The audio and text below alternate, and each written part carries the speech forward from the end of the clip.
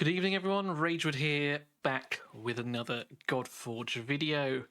And we have some more CC leaks. Yes, that's right, our April care package has landed with us. Now it is quite a large one, so I will be splitting this in two. Not sure whether this is going to be part one or part two at the time that you're watching. But we are going to be looking at a video sent to us, and this is Dirk going into a bit more detail on the character set. Now it is 45 minutes long, so I'm going to watch it all and chop a few things out so it's not quite so long for you, but I imagine this will be quite a long one today. Now I did start watching some of it when we first got it. Skim through it, there is a lot of juicy stuff in here that I am not sure we were supposed to see, so I'm excited to share that with you. Anyway, without further ado, let's get into it.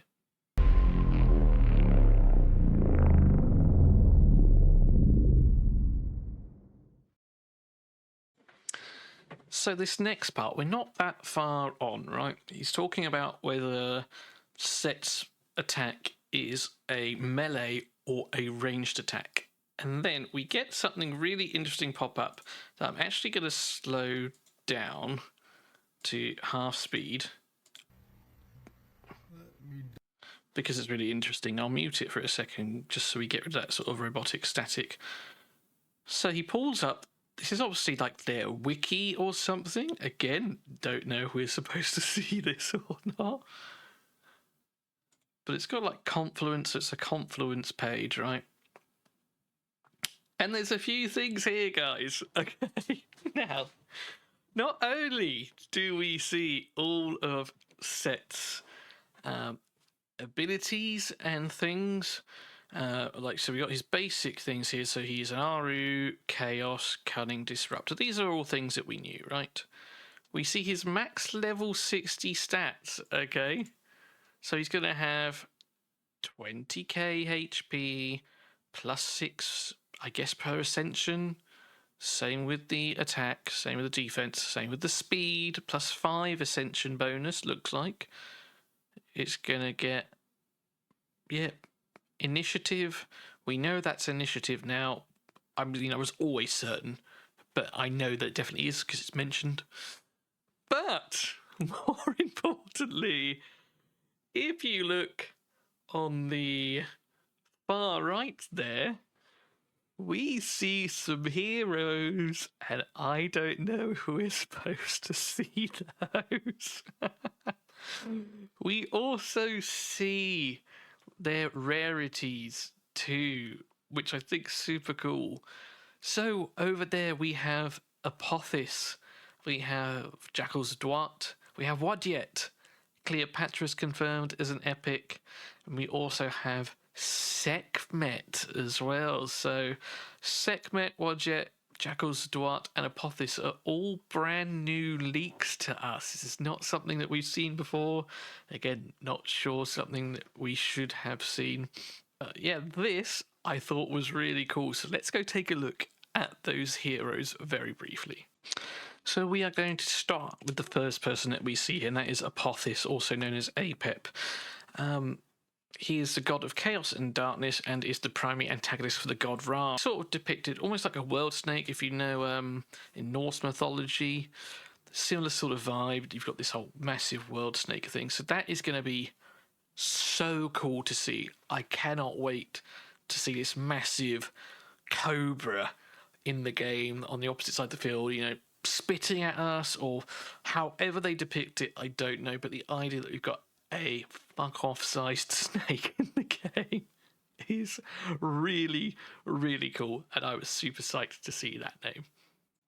So next up we had the Jackals of Dwat. I don't know if it's supposed to be Jackals of Dust, it could be a typo. And I couldn't really find much on that particularly, so either I'm reading it wrong or I'm not sure, but we've got some sort of epic jackal of some kind. So let's move on to Sekhmet. Sekhmet is another really cool god. She is like part lion. Goddess of war, destruction and power, as you can see here. She was also goddess of pestilence and plague. And because of this, she was thought to have the power to protect against disease and evil, often depicted with the head of a lioness and the body of a woman. Now, how Sekhmet came about, there's a couple of theories, but the main one is that the humans came together to sort of disobey Ra. Ra didn't like that, so he created Sekhmet, or sent Sekhmet down to punish everyone. You know, being some sort of lion goddess, sort of like a vengeful deity. Anyway, it got to the point where she became so full of bloodlust she didn't stop, even after Ra said, you know, I'm happy with what's happened here. So he gave us some sort of drink, and actually is written down here. Pomegranate juice. Caused her to fall asleep, and she eventually stopped. This is the cool thing we're going to see with a lot of these Egyptian deities, or these Aru ones, is the different animalistic characteristics to them. So we do have the jackal in Ra. Apep is obviously a snake. We're going to have a lioness sort of looking deity here. If they bring Sobek into the game, he is a crocodilian. So, you know, Egyptian mythology is really cool with this sort of thing. So the next we see is Wadjet. Now, Wadjet is a snake goddess. So again, another animal here. Goddess of serpents, the Nile Delta, the land of the living, protector of Egyptian kings. Once again, snake head, going to have the torso of a human. But imagine this in the game. And you've got to imagine they've used things like this as inspiration, right? So good. Anyway, on to the last one, which is Bennu. Now, Bennu is a little bird. Almost like, reminds me of Australian bin dippers. I forget what they're called now, but Toth. Ibis. Like a little ibis. Toth is also an ibis. I expect we'll see him as well. Depicted as a heron or a phoenix-like bird. Now, he is a rare, so I imagine he's going to be more of that heron sort of thing, ibis-looking thing, one of those, rather than a phoenix. But again, just another cool, diverse character that we're going to see in this game. Just goes to show the lengths that the Fateless team are going to really mould what is going to be a truly fantastic game. Lots of thought going into the character selection here. So well done to the likes of Brad and anyone else that's doing a similar role to him when it comes to character selection. So then, with that, I've just dropped it back a little bit. Coming back to the video. Okay, Dirk does scroll down for us a little bit. So we can see some of the more of the base stats here. So he's going to have 10% crit rate at level 1, rank 1. Still 10% crit damage is not going to change either. We are going to get an accuracy increase, and he's going to get another 10 with his ascension. And initial divinity, he's going to have 100 at a plus 100 awakening. Now, I forget the difference between ascension and awakening. That's the one thing that I'm trying to get my head around, and I honestly can't remember. We also see a hero summary. He's going to poison enemies and increase the damage they take from debuffs, which is kind of cool. And then we see his lore again. So this is going to be dealing with Godforge specifically. Lore summary. Set is a formidable deity from the ancient mythos. We know that. God of chaos, desert storms, etc., etc. But yeah, there was lots of details shown to us here. And we see his abilities. So Desert Mirage, he's going to attack one enemy for X damage with a 75% chance, increasing to 100%. So this will be with skill tomes. Chance to place initiative down on all enemies for 1 turn. At Awakening 3, he'll place it for 2 turns instead if the target is aligned with order. So we're going to see, again, this order and chaos thing coming in, an extra level of complexity which Godforge is going to bring in. His core ability, I guess, is a 5-turn cooldown, but will go down to 4. He'll attack one enemy, has a 75% chance again when booked, I imagine, to steal a random buff, and decreases the ability cooldown for 1 turn if a buff is not stolen. So that's kind of cool. You're still going to get some utility if there are no buffs out there. And at Awakening 1, he has a chance to steal 2 buffs.